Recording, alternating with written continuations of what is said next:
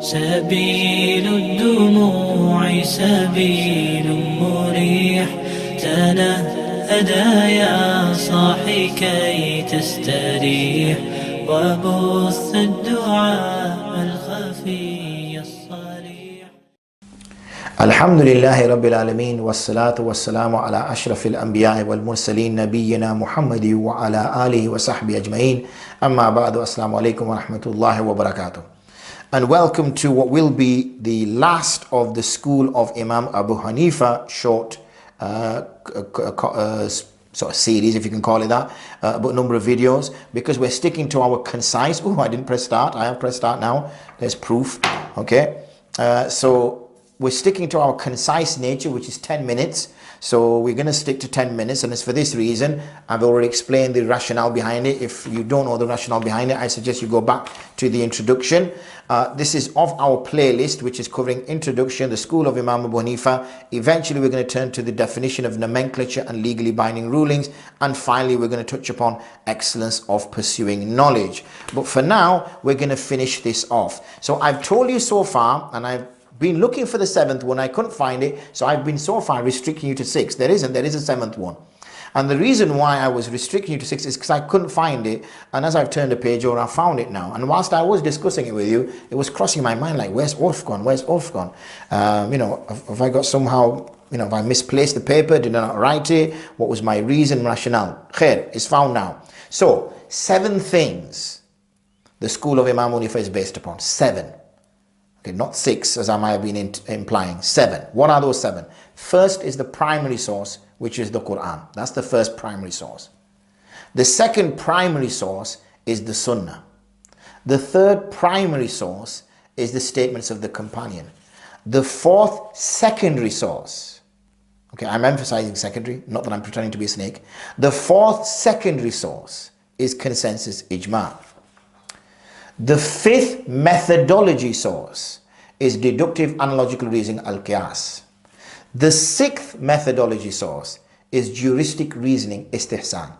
Finally, the seventh, last but not least, is the contextual source, which is culture, which is called urf, or I've called it culture, and customary practices, which is ada, habits, customary practices. So this is based on the activities of Muslims on matters for which we cannot find any textual evidence from the 3 primary sources. The Qur'an does not mention it at all. Rasulullah has not mentioned it at all. The Sahāba have not mentioned it at all. So there's no evidence for it whatsoever. But the Muslims are engaging in this behavior, in this particular act. So in other words, the Qur'an, the Sunnah, the statements of companions. So this is divided into 2 types. We have sound urf and we have unsound urf. Couldn't think of another word, so that seems okay. What is sound urf? What is the type of urf which the Sharia accepts? Well, this is the one that does not oppose the primary sources and is acceptable to a sound temperament, to a person who would be termed as a normal, decent person. Then it is considered as a proof. This is based on the statement of Abdullah ibn Mas'ud radhiyallahu anhu, in which he said, that which the Muslims deem sound, then it is sound according to Allah subhanahu wa ta'ala. And you'll find that this has been transmitted by Imām Ahmad, volume 1, page 626, Bazar, volume 5, page 212, Tabrani in Al-Kabir, volume 9, page 113, and Al-Hakim, volume 3, page 83, and who also, Imam Hakim said, it is Sahih, even though Imam Bukhari and Imam Muslim do not transmit it. So that's the one which is called sound urf. What is unsound urf? This is one that opposes the primary sources, and one cannot turn to this ever. Let me give you an example of unsound urf. Let's just say the Muslim community now start to partake and engage in the consumption of alcoholic beverages, na'udhu billah min zalik, and it becomes customary practice amongst Muslims to do this. Does that mean now that we have this urf that it can be used as a form of proof or evidence? No, it cannot. Why? Because we have within our 3 primary sources, especially the Qur'an, clear verses which make that impermissible. So that's why sound urf and unsound urf needs to be understood. So what we have been saying, because I know I've got 5-6 minutes, I will just give a minute or so just to give a summary of this, and then we're done with the school of Imam. Well, we're not done with it, but we're done with discussing it.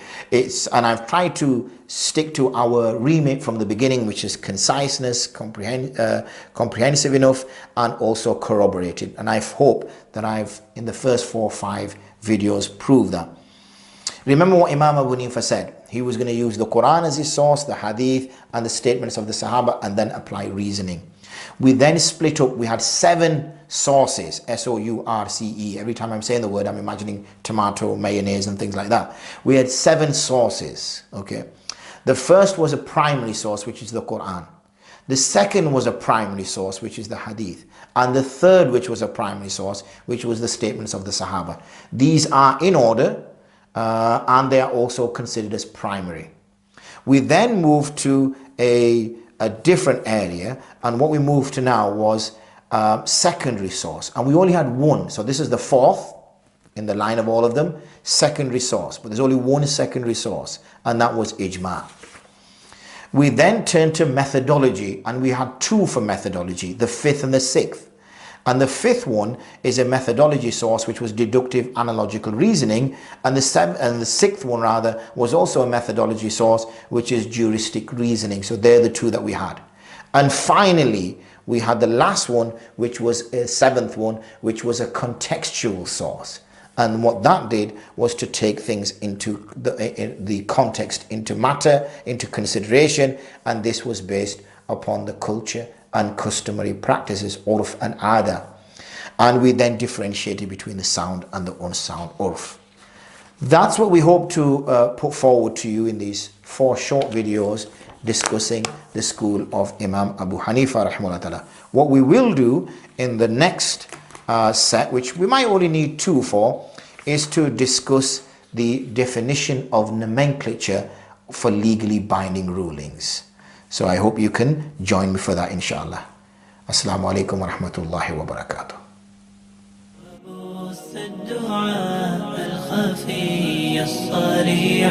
يسعك الفضاء الرحيم